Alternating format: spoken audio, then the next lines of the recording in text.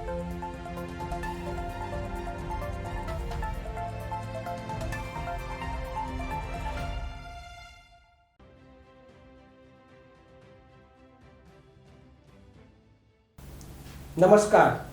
गुफ्तगू के इस भाग में मेरे साथ हैं आशीष रंजन सिंह।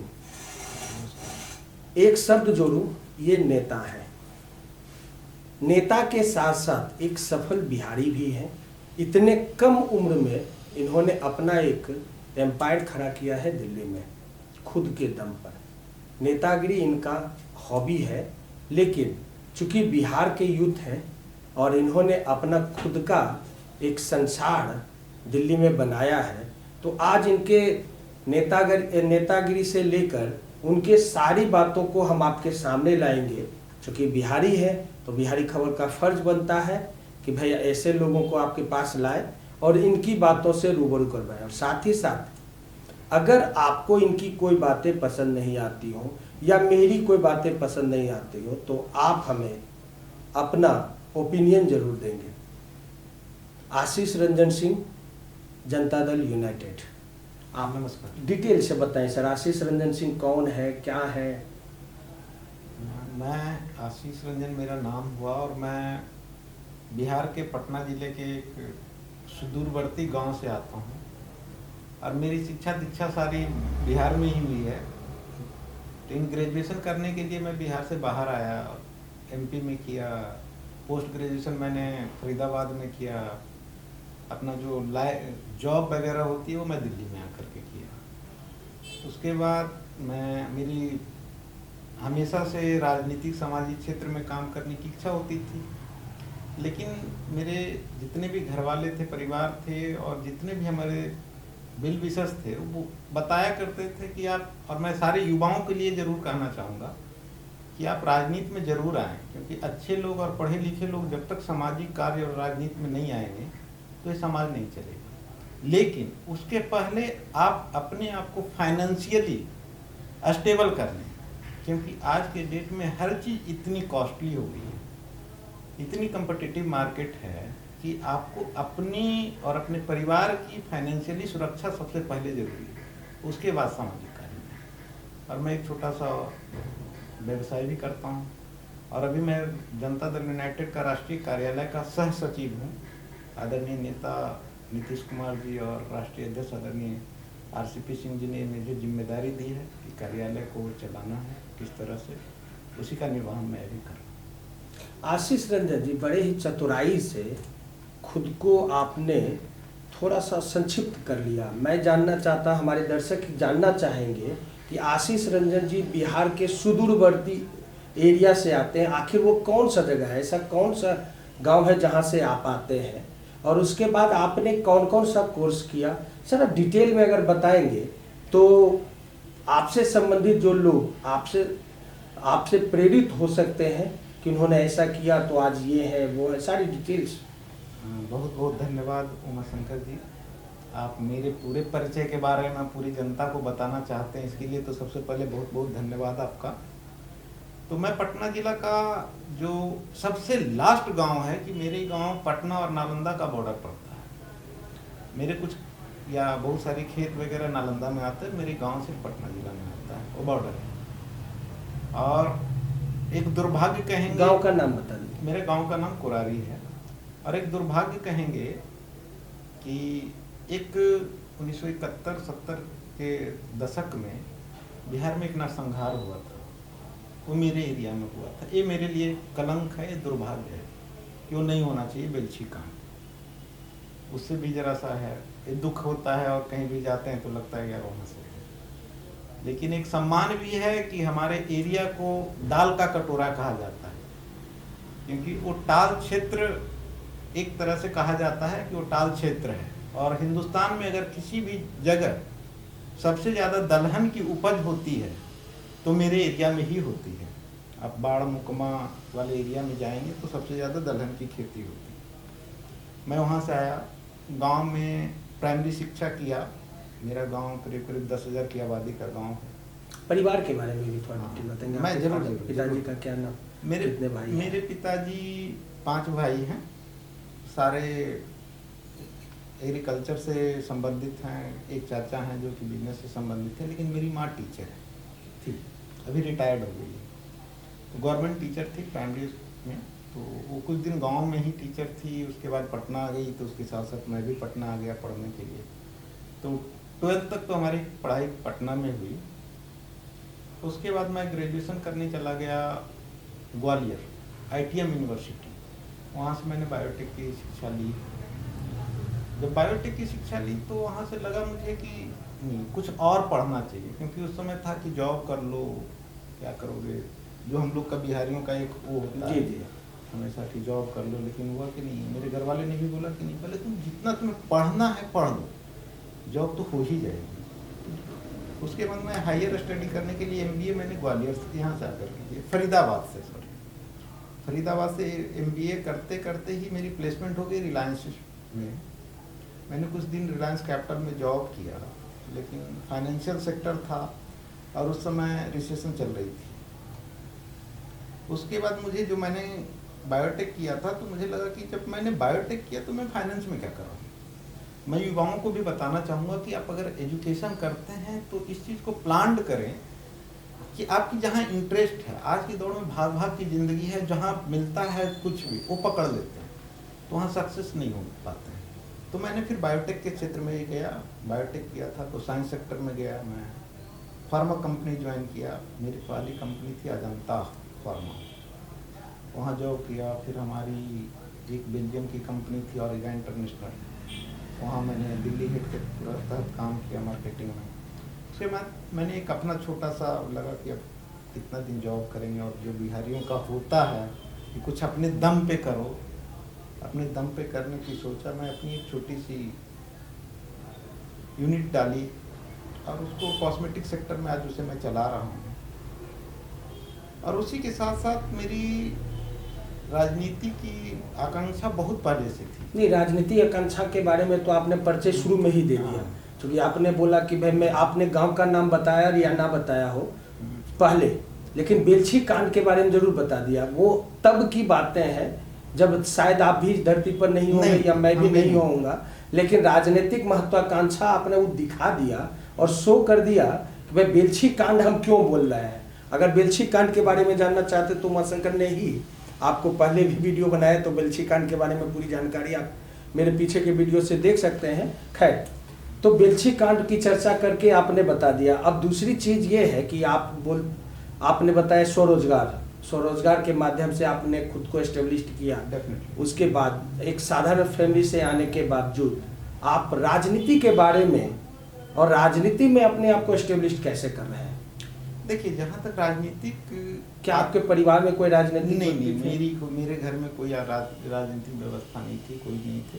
हाँ, लेकिन जो मेरे गांव में मेरे दादाजी थे वो जरा सा एक्टिव थे, मेरे पिताजी थे, लेकिन कोई राजनीतिक का वो नहीं होता, जो सामाजिक कार्यों में एक्टिव थे।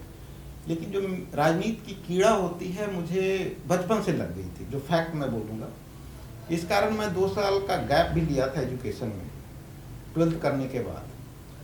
तो मैं समता पार्टी का उस समय 2000 के सन, राजनीतिक कीड़ा है नहीं, हल्की सी राजनीतिक कीड़ा नहीं है, सामाजिक कीड़ा है। अच्छा, राजनीति और सामाजिक कार्य में बहुत डिफरेंस। अब समझ में नहीं आता, 1947 से ही लोग राजनीति न बोल के सामाजिक बोलते हैं, लेकिन समाज हमारा फिर भी प्रोग्रेस नहीं कर पाया। तो क्या सामाजिक बोल के कहीं ठगने का काम तो नहीं किया जाता? नहीं, देखिए, आप इसको एक छोटा सा थिन लाइन है, राजनैतिक और सामाजिक में एक छोटी सी डिफरेंस है। जब तक उस डिफरेंस नहीं समझ में आएगा, आप समझा दीजिए ना। जहाँ तक मेरी समझ है कि राजनैतिक होती है कि आप क्या, आपका मोटो है, आपकी विचारधारा है या नहीं है। अगर जो आप विचारधारा के साथ चल रहे हैं तो आप सामाजिक के थ्रू जरूर जा रहे हैं। लेकिन अगर आपकी विचारधारा नहीं है, हमें एन केन प्राक्रेन कुछ पाना हो, वो राजनीति है। और अगर आप विचारधारा के साथ चल रहे हैं तो मुझे जो लगती है कि वो सामाजिक के साथ साथ राजनीतिक है। सबसे पहला राजनीतिक या सामाजिक कार्य, अब मैं सामाजिक बोलूं या राजनीतिक बोलूं, ये आप पे डिपेंड करता है। चलिए ठीक है, उस दर्शक समझ जाएंगे। पहला जो आपका राजनीतिक वर्क रहा वो किनके साथ में, किस विचारधारा के साथ में आप राजनीति में आए? मैं 2000 में ही आदरणीय नेता नीतीश कुमार जी से लगाव हुआ, उनकी बातों को सुना। और जब मैं क्लास 7th में था या सब क्लास 8 में था, पूरी तरह मुझे याद नहीं है, तो एक बिहार पुनर्निर्माण रैली हुई थी गांधी मैदान में, मुझे पूरी तरह से याद है। और मैं क्लास में, वो करीब करीब 5 सितंबर का समय था, 6 या 7 सितंबर को हुआ था। और मैं नेता से इतने प्रभावित था कि मैं उस रैली में चला गया। और एक छोटी सी घटना मैं याद करना चाहूँगा इस समय कि 5 सितंबर के लिए स्कूल में एक कलेक्शन होता है टीचर्स डे मनाने के लिए, उसमें 700 रुपये मैंने कलेक्ट किया था और उस गांधी मैदान में मैं खो दिया था, इसलिए मुझे ये याद रहता है। तो मैंने घर वालों से लिया, खो दिया। तो मैं उस समय ये था कि बिहार को आगे लेके जाना है। नेता का जो विचार था, जब वो रेल मंत्री थे, जो मेरे सांसद हुआ करते थे, उनके विचारों से मैं था प्रभावित था और आज तक मैं उनके विचारों के साथ चल रहा हूँ।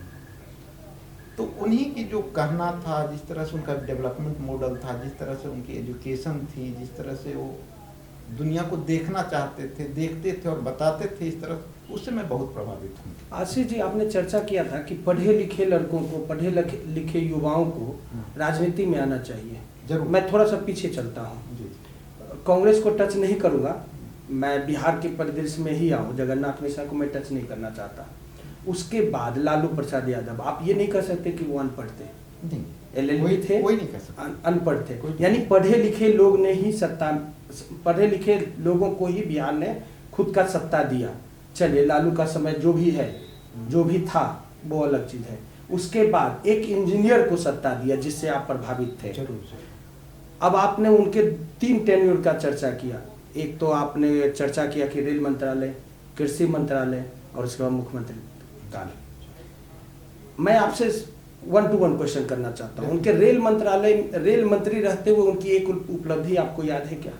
डेफिनेटली, रेल मंत्री रहते हुए आप पूरे, आप जो उस एरिया को, मैं क्योंकि मैं उस समय बच्चा था और समझ इतनी नहीं थी, लेकिन जब मैं पटना आया करता था अपनी, नहीं 1 to 1 बताइए ना सर, छोड़िए ना, डिस्क्राइब मत करिए, उनकी उपलब्धि आप बताइए। देख लीजिए, आप हरनौत रेल कारखाना देख लीजिए, आप पटना से जो गया का जो लेन है उसे देख लीजिए, जितनी भी सबसे ज्यादा, अगर आशीष जी हरनौत की चर्चा कर रहे हैं, चाहे पटना से गया, मैं आपको बता रहा हूँ, वो जो प्रदेश है, वो जो छोटा सा जगह है, वो नवादा और नालंदा का ही एरिया है, खासकर नीतीश जी के अपने गृह क्षेत्र। उसके अलावा रेल मंत्री वो पूरे देश, वही बता रहा हूँ जी। अगर देश में इलेक्ट्रिफिकेशन का, पहले डीजल इंजन चला करती थी, लेकिन जब इलेक्ट्रिफिकेशन का दौर आया और कॉन्सेप्ट किसी ने पूरी जोर शोर से लगाया, तो आदरणीय नेता के ही कार्यकाल में हुआ था कि पूरे देश को, रेलवे को इलेक्ट्रिफिकेशन के साथ जोड़ना है। ये बहुत बड़ी काम, इंजीनियरिंग का यहाँ फायदा हुआ। एकदम ठीक है। अब मैं कृषि मंत्रालय पर आता हूँ। जब वो कृषि मंत्री थे, बुरा मत मानेंगे लेकिन ये सच्चाई है कि कम से कम आप भी टाल क्षेत्र से हैं, मैं भी टाल क्षेत्र से हूँ। टाल क्षेत्र के लोगों का पूर्णतः यही कहना है कि नीतीश कुमार के कृषि मंत्री होने के बावजूद भी टाल क्षेत्र के उद्धार हेतु उन्होंने कोई भी काम नहीं किया होगा। उन्होंने पेपर पर जो भी काम करना है करे, लेकिन उन्होंने सच्चाई में धरातलीय कोई काम नहीं किया। क्या मानते हैं? मैं ये आपकी बातों से एकदम पूरी तरह, आप दर्शक को समझा पाए, सहमत नहीं हूँ। देखिए, टाल योजना जो थी, टाल योजना को लागू आदरणीय नेता ने किया था, और उसमें नाम बताइए सर आदरणीय नेता का। आदरणीय नेता नीतीश कुमार। सारे जनता जान रहे हैं, क्योंकि मैं जनता दल यूनाइटेड से हूँ, तो वो जान रहे हैं कि मैं किन की बात कर रहा हूँ। जी जी। तो जब टाल योजना लागू हुई, आप अगर आप जाते हैं 2000 के दशक में, तो अगर आप अपने गांव से, मुकमा से या बाढ़ से मैं अपने गांव की तरफ आना चाहूँ तो नाव से आते थे। टाल योजना ये थी कि नाव से हम आते थे, किलोमीटर। लेकिन जो बंदोबस्ती हुई, जो हर गांव को सड़कों से और अलंग से जोड़ा गया, एक बहुत बड़ा उससे किसानों को फायदा हुआ कि अपनी जो रिसोर्सेज थे वो हर खेत तक इजीली पहुंचा पाए, शहर तक भी अपने प्रोडक्ट को पहुंचा पाए। अगर मैं अपने गांव से टाल में जाता था, और जब भी मसूर की या चना की या खेसारी की खेती होती थी, तो उस समय होता था जब मुझे, या तो हर टाल में पानी होता था, कहीं पानी है कहीं सूखा हुआ है, तो ले जाने में बहुत परेशानी होती थी। लेकिन जब वो टाल योजना का घेराबंदी शुरू हुआ। आशीष जी देखिए, दर्शक, आपको कैलकुलेट करना है कि हमारे नेताजी सही बोल रहे हैं, आशीष जी सही बोल रहे हैं, या मैं सवाल सही कर रहा हूँ। टाल क्षेत्र में या तो पानी होगा या सुखाड़ होगा, यही नेचर है टाल का। हाँ, सिर्फ एक जगह की बात नहीं कर रहा हूँ। जब टाल का समय की बात जब करेंगे तो 112 किलोमीटर के एरिया में या तो वो फसल का समय होगा या फिर उसमें पानी बंदर नहीं, पानी होगा, या फिर बंदर का समय होगा। तो या तो आप ये बताइए कि उस समय पानी था जब आप वहां चल पाते थे, इसका मतलब उस समय कृषि नहीं हो रहा था। तो बंदोबस्ती की जो बातें करनी है, आप इसमें क्लियरिफिकेशन लीजिए। जब मसूर की खेत लगती है, आप सबसे पहले आप रबी की फसलें लगाएंगे, क्योंकि मैं किसान परिवार से हूँ, मैं खेती करके देखा हूँ जरा से। तो आप जैसे ही दीपावली के बाद आप मसूर की खेती शुरू कर देते हैं, टाल में अपना खेत बनाना शुरू कर देते हैं, और दीपावली के पहले जितने भी टाल क्षेत्र में होते हैं वहाँ पानी भरी रहती है। दीपावली दशहरा के बाद वो पानी निकलना शुरू होता है। तो बहुत सारे जगह ऐसे होते हैं जहाँ पानी है और कहीं पानी सूख गई। अब जहाँ पानी सूख गई, आप बताइए, वो खेत में अगर हम नहीं लगाएंगे पैदावार, और कहीं गड्ढे वाले जगह पे खेत पे पानी नहीं सूखी है, लेकिन वहाँ हमको रिसोर्सेज ले जाना पड़ेगा ना, tractor, power tiller, engine set तो ले जाना पड़ेगा। बड़ी ही सफाई से आप टाल का वर्णन कर रहे हैं। याद रखिएगा, आपके दर्शक टाल से बहुत ज्यादा है। डेफिनेटली, मैं जानता हूँ। आपका कैलकुलेशन टाल के हिसाब से करेंगे वो, हाँ। इसलिए आप उनको समझा पाएंगे। मैं जहाँ तक मैं देखा हूँ और मेरी जो समझ है, और आप भी इस चीज से डिनाई नहीं कर सकते। आपने बंदोबस्ती की बात की, नीतीश कुमार ने बहुत अच्छा काम किया आपके अनुसार। और कोई काम सर, अरे बंदोबस्ती के अलावा? उसके बाद कृषि रोड मैप आप देखिए, जो हिंदुस्तान में कृषि का दिक्कत थी, उसका कृषि रोड मैप पहला लाए थे आदरणीय नेता ने। उसके बाद कृषि में नए नए उत्पाद को लाना। तो फिर वहाँ के किसान ऐसा क्यों कर रहे हैं कि नीतीश कुमार के कारण ये टाल आज बर्बाद है? देखिए, कहने के लिए तो हम भी बहुत कुछ कहते हैं, लेकिन मैं भी टाल से हूँ, मैं देखता हूँ कि क्या है। मैं किसी दर्शकों को मैं ये बता दूं, आशीष जी इतने जिम्मेदार पोस्ट पर हैं जनता दल यूनाइटेड में कि इनके सिग्नेचर से कोई भी अधिकारी, कोई भी कर्मचारी बनता है, आप कार्यकर्ता भी इनके सिग्नेचर से बनते हैं। आप इनके चेहरे को बेशक ऑफिस तक ही लिमिट करके ना देखें। मेरा कहना ये है कि ये उतने ही पावरफुल हैं जितने नीतीश जी के आसपास के 2-4 लोग। इसलिए इनकी बातों को यूँ मान लीजिए कि उनके प्रवक्ता के तौर पर या उनके भाषा में आशीष जी बोल रहे हैं। नहीं, मैं कोई पावरफुल नहीं हूँ। आपकी मैं वो आप छोड़ दीजिए, वो दर्शक कैलकुलेट सहमत नहीं। मैं कार्य करता हूँ, साधारण कार्य करता हूँ। आदरणीय नेता ने एक जिम्मेदारी दी है, उसको मैं अच्छी तरह से निर्वहन करने की कोशिश कर रहा हूँ। नहीं, टाल का विस्तार आप भी देखते हैं जाकर के, आज की स्थिति अगर नहीं। आशीष जी, मैं तो ये भी देखता हूँ, आप खुद बता रहे हैं, आप किसान परिवार से हैं, आप भली भांति टाल को समझते हैं। आप खुद बता रहे हैं कि दीपावली के बाद टाल से पानी निकल जाता है, ठीक है, और उसमें कृषि योग्य बन जाता है। 2, 3, 5 दिन इधर उधर का अंतर हो, लेकिन ऐसा ही होता है। लेकिन पिछले 6-7 सालों से ऐसा क्यों नहीं हो पा रहा है सर? क्या नीतीश जी को इसके बारे में जानकारी नहीं है? आप एक सेलेक्टेड जगह, जैसे मैं आप जो जहाँ की बातें कर रहे हैं, मैं उस प्रॉब्लम से मैं भी वाकिफ हूँ और उस पर मैं काम कर रहा हूँ। मोकामा का एक जगह है जहाँ की पानी जरा सा नहीं निकल रही है। मेरे फेसबुक पे मेरे दोस्त हैं, फेसबुक फ्रेंड है, वो बहुत मुझे दिए थे, उस जहाँ की बातें आप कर रहे हैं, पानी नहीं निकल रहा। लेकिन 99% टाल में ये दिक्कत नहीं है। जी, मजे की बात है, मैं इलेक्शन कैंपेन, आप जहाँ की बातें कर रहे हैं, मैं इलेक्शन कैंपेन की बात कर रहा हूँ। इलेक्शन कैंपेन के दरमियान में जब टाल एरिया को घूम रहा था, और जहाँ की मैं बात कर रहा हूँ, मैं मोकामा टाल की बात कर रहा हूँ। एक छोटी सी एरिया है। हाँ, मोकामा टाल छोटी है, आपके नजर में छोटी है। नहीं, मोकामा, पूरी मोकामा टाल की बात नहीं। मोकामा टाल में मेरा भी जगह है, मेरी भी ननिहाल है, मैं जानता हूँ। जी नहीं, एक जो दायरा है, एक जरा सा पानी जरा सा, वहाँ के किसानों ने इलेक्शन के दरमियान ही भूख हड़ताल किया था, और उन लोगों का वीडियो भी मेरे पास है। सुनिए, मैं बता रहा हूँ, मैं समझ गया आपकी बातें, मैं समझ गया।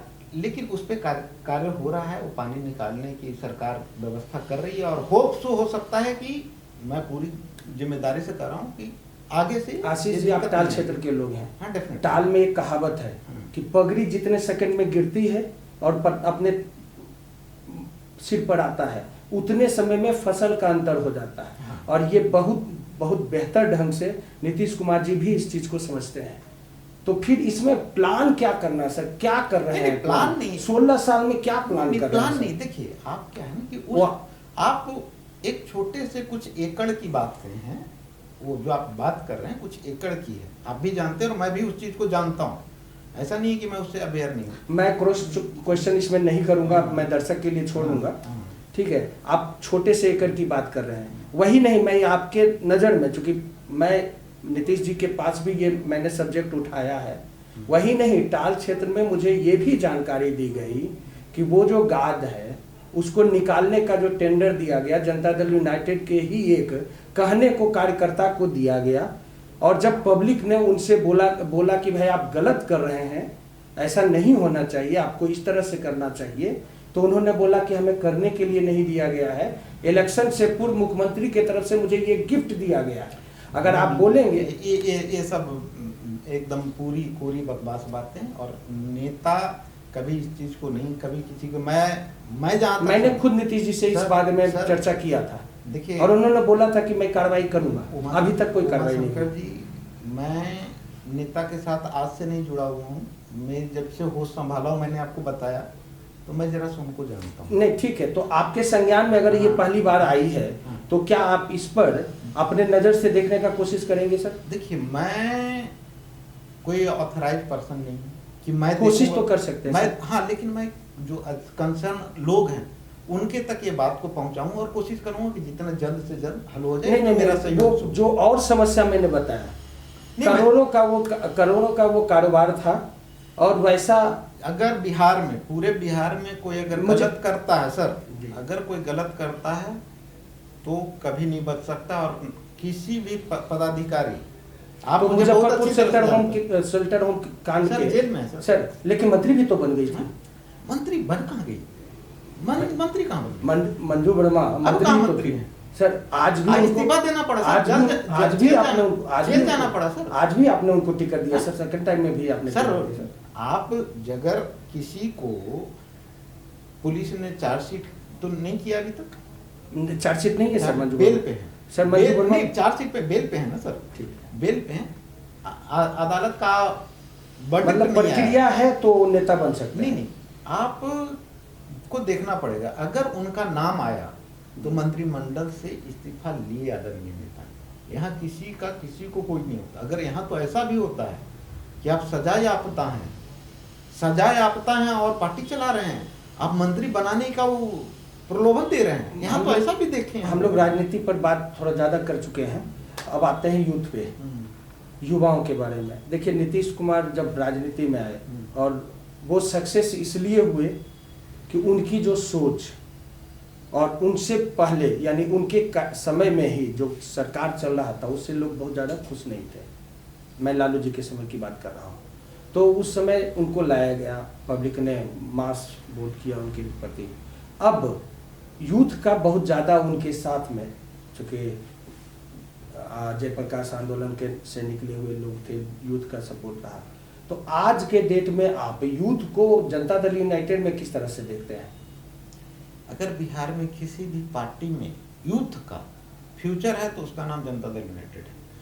मैं एक यूथ हूँ, मैं इस नाते कर रहा हूँ, मैं किस पार्टी से संबंधित हूँ उस नाते नहीं मैं कह रहा हूँ। एक बिहार का एक 32 साल का युवा होने के नाते मैं ये बात बोल रहा हूँ कि जितनी उज्जवल भविष्य राजनीति में और सामाजिक कार्यों में जनता दल यूनाइटेड में है, किसी भी पार्टी में। तो मैं सर गुस्ताखी होगा, लेकिन आपसे सवाल तो जरूरी है। जरूर सर। पिछले 16 साल में मंत्रिमंडल में यूथ क्यों नहीं रहे?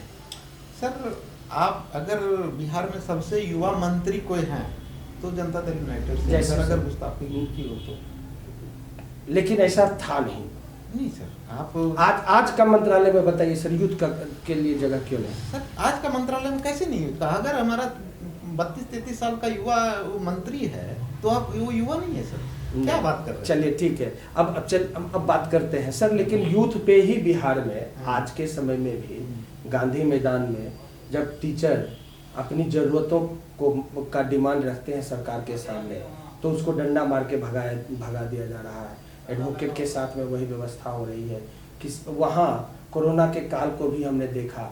आज ज़रूरत है हाथ थामने का, तो ऐसा क्यों सरकार लग रहा है कि सरकार हाथ थामने की जगह पर डंडा थाम ली है? सर, बिहार के मैं एक यूथ होने के नाते पूरी जिम्मेदारी के साथ कर रहा हूँ कि सरकार हर यूथ के हाथ को थामे हुए है और आगे भी थाम के चलेगी। जहाँ तक आपने 2-3 घटनाओं का सवाल बोला, ये कुछ लोगों को, शरारती तत्वों का मैनिपुलेटेड है।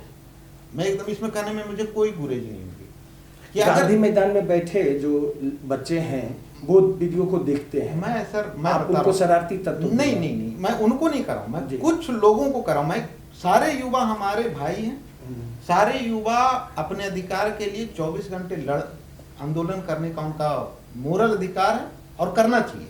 मैं भी, क्योंकि नीतीश कुमार भी आंदोलन से ही आया। मैं भी आंदोलन, मैं अपनी, जब मैं बताऊं कि जब मेरी पहली राजनीतिक सफर थी, अनीसा कांड कांड हो गया था पटना में, तो हम लोग ने प्रदर्शन किया, आंदोलन किया। मुझे आदरणीय लालू जी की सरकार ने कुछ दिन तो दानापुर जेल में रखा, फिर बेउर जेल में भी कुछ दिन रखा गया था मुझे। मैं एक युवा था, एक छोटा, तो आंदोलन करना तो युवाओं का मतलब हक है। आप भी आंदोलनजीवी हैं? किया हूँ सर। आंदोलनजीवी हैं? आंदोलनजीवी हैं, बोलिए ना सर कि मैं आंदोलनजीवी हूँ। नहीं, आंदोलनजीवी नहीं, किसी भी राइट क्वेश्चन को राइट जगह उठाना ही एक युवा का अधिकार है। मतलब आंदोलन करने का अधिकार है। हाँ, तो उनको आंदोलनजीवी तो कहा जा सकता सकता है, है। एकदम करना चाहिए। तो आप आंदोलनजीवी थे? नहीं, आंदोलनजीवी एक होता है कि किसी भी चीज में हमें एक आंदोलन कर देना। मतलब प्रधानमंत्री जी ने गलत शब्द का यूज किया? हाँ, गलत शब्द का यूज किया? नहीं, मैं उनके प्रधानमंत्री हैं, कैसे कर सकते हैं कि वो गलत कर सकते? उन्होंने जो भी बोला सही बोला है। लेकिन एक बात बताइए, जब आप किसान परिवार से हैं, आज दिल्ली के आसपास आप चारों तरफ देखेंगे तो करोड़ों में किसान धरना प्रदर्शन कर रहे हैं। आपकी पार्टी ने किसान बिल लाने में सहयोग किया, हालांकि आप कहते हैं किसान के साथ हैं, आप बोलने को तो आपके नेता भी बोलते हैं, लेकिन साथ दिखते क्यों नहीं है सर? बोलना और होना। सर देखिए, जो ये मैं इस चीज़ को, क्योंकि मैं किसान परिवार से हूँ, लेकिन मैं हर स्टेट का अपना एक अलग अलग डेमोग्राफी है और किसान की प्रॉब्लम है। लेकिन अब मैं बिहार की बात करूँगा। बिहार में कानून 2006 में ही खत्म हो गई थी, पैक्स आ गया था। बिहार में तो आंदोलन नहीं हो रहा है। आप मानते हैं बिहार में आंदोलन नहीं हो रहा? नहीं, हाँ मानता हूँ। मानते हैं? हाँ, किसान पे कोई आंदोलन नहीं है। ठीक है सर। सर बिहार में किसानों की स्थिति, इसका मतलब सही है? हाँ, कोई दिक्कत नहीं। टाल के भी किसान बहुत मतलब दुखी नहीं है? सर देखिए, 5 उंगली बराबर नहीं होता है, और अगर मैं लार्ज उस पे लूंगा तो बिहार में ऐसा। तो सर आपकी सरकार आने से पहले, यानी 2000 उससे पहले का सत्र जो है लालू जी के समय में, उस समय भी किसान की स्थिति, उनका कहना कि इससे बेहतर था, और आपके 16 साल में ऐसा नहीं हो पा रहा, ऐसा क्यों? सर मैं एक छोटी सी घटना मैं अपने एरिया का बताऊंगा किसानों के लिए, बहुत शॉर्ट में। किसान की क्या स्थिति थी, मेरे घर की घटना है। टाल में मेरी मसूरी होता है, आप भी जानते हैं टाल में मसूरी होता है। अगर वो पक गया मसूरी, तो उसके लिए वहां जाकर के सोना पड़ता था कि कोई उखाड़ के लेके नहीं चला गया। वो दौर था, अगर आप अकेले सोने गए हैं तो आपको 5 लाठी मारता भी था। वो दौर था, वो आप इससे सहमत होंगे। लेकिन आज अगर आप जा रहे हैं, मेरे पास 2-4 फोटो भी होगा, मैं इस बार गया था टाल में, मैं वो फोटो दिखा भी दूंगा मोबाइल में। करीब 20-22 बोरे मसूरी मैद करके टाल में, बीच टाल में रखा हुआ है। सुशासन है, सुशासन। आप उसी वो एग्जाम्पल है सर। अब सर आपके नेता सुशासन शब्द नहीं बोलते हैं आप, मतलब आप कहते हैं ना कानून का राज है सर। मतलब अब सुशासन नहीं है, कानून का राज है। हमेशा कानून का राज रहा है। तो कानून के राज का मतलब सुशासन नहीं है? एकदम सुशासन है, कैसे नहीं सुशासन? चलिए अच्छा। तो अब आप एक बात बताइए कि से अगर जनता दल यूनाइटेड से कोई जुड़ना चाहता है तो कैरियर के हिसाब से जनता दल यूनाइटेड में कैरियर कैसे, जबकि इस बार के विधानसभा में जनता दल यूनाइटेड 3रे नंबर की पार्टी है, तो कैरियर के हिसाब से जनता दल यूनाइटेड सर्वश्रेष्ठ कैसे? देखिए, आप सिर्फ विधायक बनना चाहते हैं, कैरियर तो सर मैं आप सामाजिक और राजनीतिक कार्य में आ रहे हैं तो वहाँ लोभ लालच आपको छोड़ना पड़ेगा। मैं ये सोच लूँ कि मैं कल विधायक बन जाऊँ। राजनीति में सबसे बड़ी चीज़ होती है कि आप पेशेंस, मैं सारे युवाओं को जरूर कहूँगा कि आप पेशेंस जरूर रखें।